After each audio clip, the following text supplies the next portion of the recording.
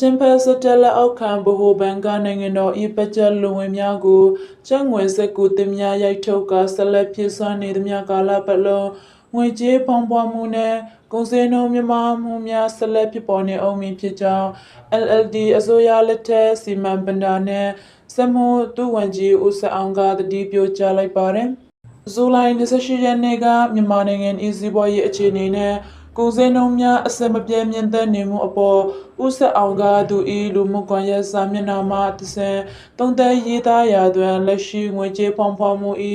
ရေရှည်အရင်ခံအကြောင်းရမှာနိုင်ငံတော်ဤပကြက်လူငွေအလွန်မြမလာခြင်းနဲ့ရန်လူငွေကိုဗဟိုဘဏ်ကငွေဖန်တီး၍ဖြစ်စေနေကြောင်းဖြစ်ကြောင်းဆင်လန်းစွာပြောထားပါတယ်။လက်ရှိတွင်ကုန်စည်နှုန်းများမြင့်တက်ရခြင်းနဲ့ပတ်သက်၍တွန်းကုန်ကန်တမှုကုန်စည်ဆံမှုအနှောက်အယှက်များဒေါ်လာဈေးမတည်ငြိမ်မှုဈေးနှုန်းထိန်ချုပ်မှုများကြားခံကုန်သည်များ၏အမျက်ကြီးစားမှုနှင့်လမ်းကြေးကိတ်ကြေးများမြင့်တက်ခြင်းတို့ကိုအများဆုံးထောက်ပြလေရှိကြောင်းရဲ့အချက်များသည့်ကုန်စည်နှုန်းအပေါ်တက်ရောက်မှုရှိတော့လဲငွေကြေးဖောင်းဖွမှုကိုရေရှည်သွားအားပေးနေသည့်အဓိကအကြောင်းရမဟုတ်ကြောင်းသူကရှင်းလင်းပြောဆိုထားပါတယ်မြန်မာနိုင်ငံတော်ငွေကြေးဖောင်းဖွမှုကိုအဓိကဖြစ်ပေါ်စေသည့်အကြောင်းရင်းမှာနိုင်ငံတော်၏ပကြက်လူငွေအလွန်မြင့်မားလာပြီးရန်လူငွေကိုဗဟိုဘဏ်ကငွေအသစ်များဖန်တီးကဖြည့်ဆည်းပေးနေခြင်းကြောင့်ရန်အခြေအနေသည်စီးပွားရေးအတွက်လှည့်ပတ်နေသောငွေပမာဏကိုအစမပြတ်တိုးပွားစေပြီးနောက်ဆုံးတွင်ငွေကြေးဖောင်းဖွမှုကိုဖြစ်ပေါ်စေကြောင်းသူကဆက်လက်ဆင်ပြထားပါတယ်ရေရှည်မှာငွေကြေးဖောင်းဖွမှုကိုစတိုက်အားပေးနေတဲ့အရင်ခံအကြောင်းရင်းကတော့ပကြက်လူငွေအလွန်မြင့်မားနေခြင်းနဲ့အဲ့ဒီလိုငွေကိုဗဟိုဘဏ်ကငွေဖန်တီးပြီးဖြည့်ဆည်းပေးနေခြင်းဖြစ်တယ်လို့ဦးဆက်အောင်ကပြောဆိုထားပါတယ်။နင်တို့အသုံးစရိတ်များချင်းသည့်အခြေခံဆောက်အောင်ကျမရေးနဲ့ပညာရေးကဲ့သို့ရေရှည်ဖွံ့ဖြိုးရေးလုပ်ငန်းများအတွက်ဖြစ်ပါက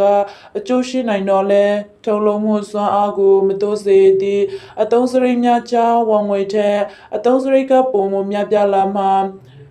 ပကြက်လူငွေကြီးထွားလာခြင်းကြောင့်၎င်းကရှင်းပြထားပါတယ်။ပုံမှန်အားဖြင့်ပကြက်လူငွေကိုအစိုးရနဲ့ဗန္ဒာရေးစာချုပ်များထုတ်ရောင်းကပြည်စည်းလေးရှိတော့လဲ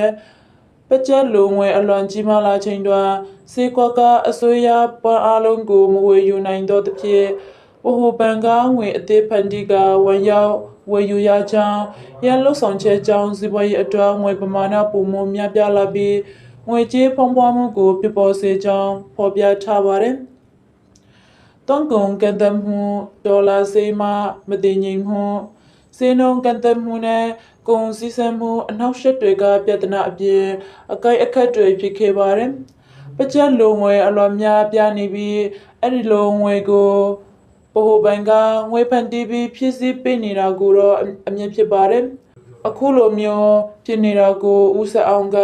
ဥပမာပေးပြီးရှင်းလင်းစွာပြောထားပါတယ်။ထို့ပြင်ပွန်းစေကွာမဖွံ့ဖြိုးသေးသည့်နိုင်ငံများတွင်ဗဟိုဘဏ်၏ငွေကြေးမှုဝါဒ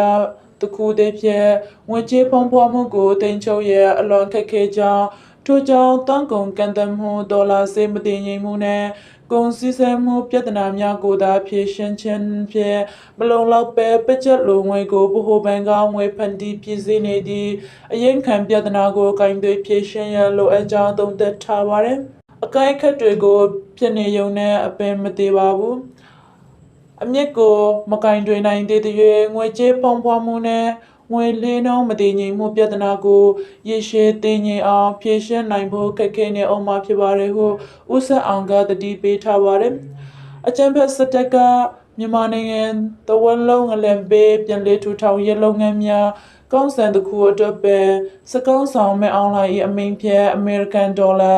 သန်း200ကျော်နဲ့ညီမျှသောငွေကျပ်ဘီလီယံပေါင်းများစွာတန်ဖိုးရှိငွေစက္ကူတင်များကိုရိုက်နှိပ်ဖြတ်ဝေခဲ့ပါတယ်။ LLD အစိုးရဒုဝန်ကြီးဦးဆက်အောင်ဒီစသက်အာဏာသိမ်းပြီးနောက်2021ခုနှစ်ဖေဖော်ဝါရီ6ရက်တွင်ဖမ်းဆီးခံခဲ့ရပြီးမြန်မာနိုင်ငံအစိုးရလွှမ်းမိုးချက်ဥပဒေပုံမှန်3တီကားဖြင့်ထုံတန်း3နှစ်ချမှတ်ခဲ့ရက2023ခုနှစ်ဇွန်လ2ရက်နေ့တွင်ရာမီတဲ့အကျဉ်းထောင်မှပြန်လည်လွတ်မြောက်လာခဲ့ပါတယ်။